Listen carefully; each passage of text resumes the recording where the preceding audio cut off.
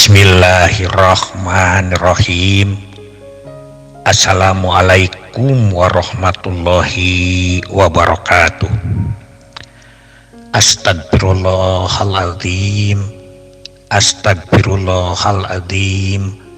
Astagfirullahaladzim.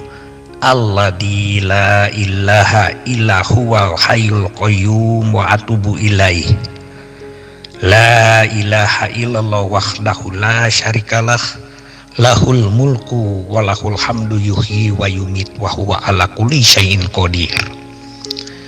Selamat malam cucu Aki, anak Aki, saudara-saudara Aki di seluruh penjuru pendengar dongeng malam ini.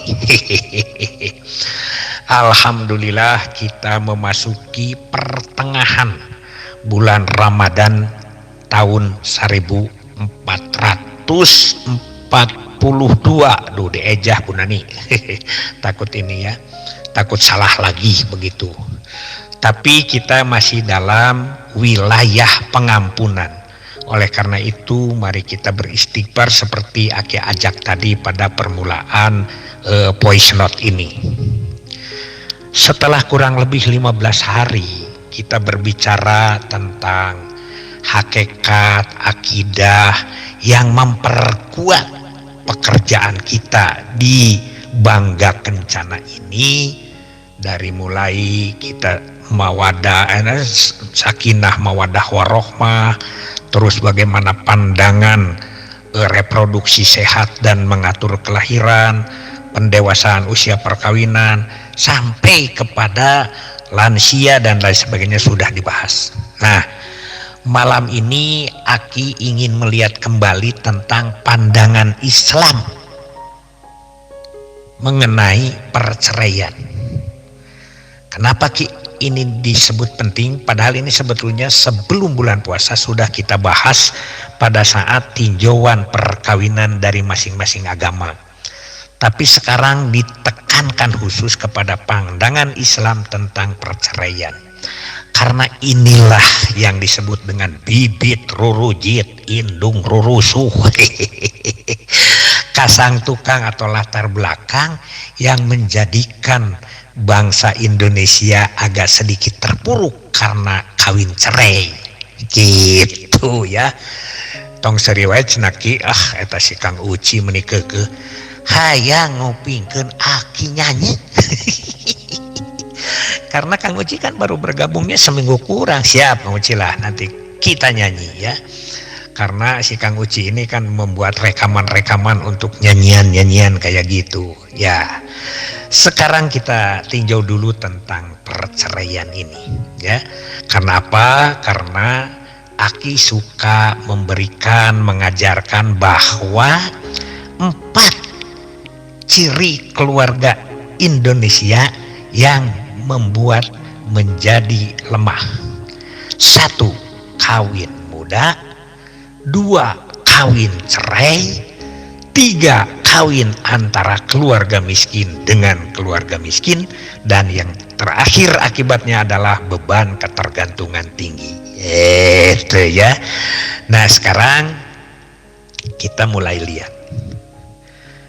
Perceraian yang dalam bahasa Arabnya disebut talak adalah lepasnya ikatan perkawinan dan berakhirnya hubungan perkawinan. Ikatan pernikahan sendiri disebut akad. Makanya kita sering mendengar istilah akad nikah. Artinya ikatan nikah. Jadi akad nikah bisa juga dimaknai ikatan perjanjian nikah yang di dalamnya ada hak dan kewajiban suami istri yang satu sama lain harus mentaatinya. Menurut hukum asalnya, perceraian atau talak itu hukumnya makruh. Makruh artinya dikerjakan tidak apa-apa, cuma tercela. Tapi bila ditinggalkan lebih baik bahkan dapat pahala. Nabi Shallallahu Alaihi Wasallam bersabda, "Abgodul halali ilal khotit talak." Perbuatan halal yang dibenci Allah adalah talak. Ini keterangan dari HR Abu Daud. Bila kita cermati, ada satu hal yang unik tentang masalah perceraian atau talak ini. Di satu sisi perceraian itu halal, tapi di sisi lain perceraian itu dibenci Allah. Mengapa Allah membenci perceraian? Ternyata gara-gara terjadi perceraian suami istri, terputusnya hubungan silaturahim. Padahal di lain kesempatan Allah dan Rasul-Nya memerintahkan supaya kita menyambungkan silaturahmi. Nabi Shallallahu Alaihi Wasallam menyampaikan, barang siapa yang ingin diluaskan rezekinya dan dipanjangkan umurnya, maka hubungkanlah silaturahim atau kasih saling di antara mereka. Begitu.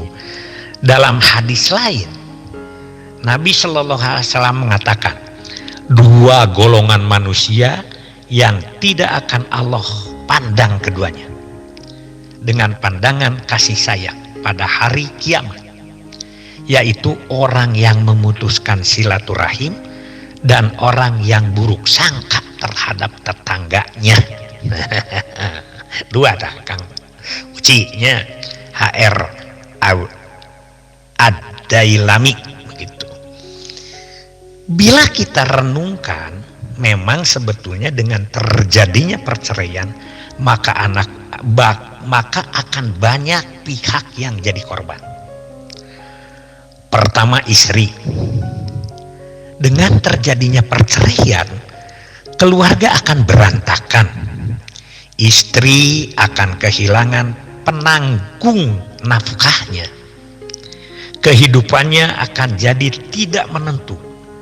Apalagi jika istri tidak bekerja, tidak punya penghasilan sendiri, dan hanya jadi ibu rumah tangga saja, perceraian akan sangat terasa sekali baginya. Kedua, anak. Dengan perceraian, anak pun ikut menjadi korban. Anak akan kehilangan kasih sayang yang penuh dari kedua orang tuanya. Mental anak akan ikut terpengaruh. Makanya sebagaimana di materi awal telah disampaikan bahwa salah satu penyebab dari kenakalan remaja, faktor yang paling dominan adalah broken home atau perceraian. Talak atau perceraian adalah hak suami. Dialah yang berhak menjatuhkan talak. Karena suamilah yang pertama berminat atau mengajak melangsungkan pernikahan atau perkawinan. Dialah yang berkewajiban memberi nafkah dan pula wajib membayar mas kawin dan lain-lain. Mengenai talak atau perceraian ini, Imam Hanafi berpendapat bahwa talak atau perceraian itu dilarang, kecuali bila diperlukan seorang suami tidak boleh sembarangan menjatuhkan talak. Nabi Shallallahu Alaihi Wasallam bersabda, la anallahu kula zawakin mitlakin. Allah melaknat atau mengutuk orang yang suka mencoba-coba dan suka bercerai. Berdasarkan penjelasan-penjelasan di atas, maka jelaslah bagi kita bahwa perceraian adalah sesuatu yang tidak boleh dipakai main-main. Perceraian hanya boleh dilakukan karena terpaksa, meski itu pun tetap Allah dan Rasul-Nya sangat membenci ketika terjadinya perceraian di antara pasangan suami istri. Itu garis besarnya atau pokok-pokok pandangannya yang dilakukan oleh ajaran Islam, ya, oleh ajaran Islam. Karena itu kita sekarang mengaku salah satu program kita itu adalah ketahanan keluarga. Aki berulang kali ngomong bahwa kita suka berbicara ketahanan keluarga, tapi yang diomongin BKB, BKR, BKL, dan UPPKS. Nah, orang memandang ini tidak nyambung karena tidak ada payungnya. Nah, inilah tiba-tiba Aki suka sering ngobrol dengan itu tuh motekar, motivator ketahanan keluarga. Tapi ketika Aki tanya apa kerjanya, dia hanya mencatat orang kawin, kadang-kadang dia ikut juga ke kita melaksanakan KB dan lain sebagainya, sehingga arahnya tidak jelas. Tapi alhamdulillah sekarang katanya ada sedikit perubahan ya, karena Aki juga sering memonitor ke sana. Aki kan orangnya suka belak-belakan seperti ini ya. Apa sebabnya? Karena kita itu adalah ketahanan keluarga itu apanya Pak Rukman? Orang kan seperti gitulah ya. Sama aja dengan Butini itu, Aki Rukman ini stunting ini 33% dari anak kelima dan keenam. Aduh, kita nu kitu teh kudu dipikiran ku urang teh, itu teh orang teh sinis tapi membangun gitu, mengkritik ya. Mempertahankan ketahanan keluarga ini itu sejak awal, yaitu sejak pranikah kita memberikan PKBR. PKBR itu apa? Yaitu persiapan berkeluarga bagi remaja dengan segala aspeknya. Wih, sudah. Kemudian yang kita juga lakukan melalui budaya berbagai, dan sudah dibahas Kang Uci. Kang Uci ini adalah kesiangan masuk ke sini. Ya, kita itu sudah membahas yang namanya ngeyek sereuh saja itu hampir 11 kali dongeng. Jadi 11 episode. Dan belum selesai sampai sekarang. Belok kaburu aya deui ngobrol tadi itu, kan begitu. Aki masih ingat ya, ini pada waktu kita nyawer saja nih. Nyawer saja ya, maaf suaranya kalau tidak begitu mantap. Tak penting raken. Bae ujang ulah kumpe, lamun aya lahan nampe, ulah arek apa epe, habak pelakan kusampe. Itu adalah pesan kesehatan reproduksi. Tidak dijelaskan dulu. Nah, Aki tahu setelah Aki membuat skripsi tentang ngeyekser. Melakroai tang turawei tang tukat tuang katerei kudu daek pepelakan ngarah pepel lak-lakan. Itu pesannya adalah pesan usaha, pesan ikhtiar, pesan pembangunan keluarga dari segi material. Begitu ya. Terus dari kerukunannya, baheula hidup ngabujang, ayeuna boga nu lenjang. Baheula hidup ngaduda, boga pang beberat dada. Hirup tong aing-aingan, tapi kudu sauyunan.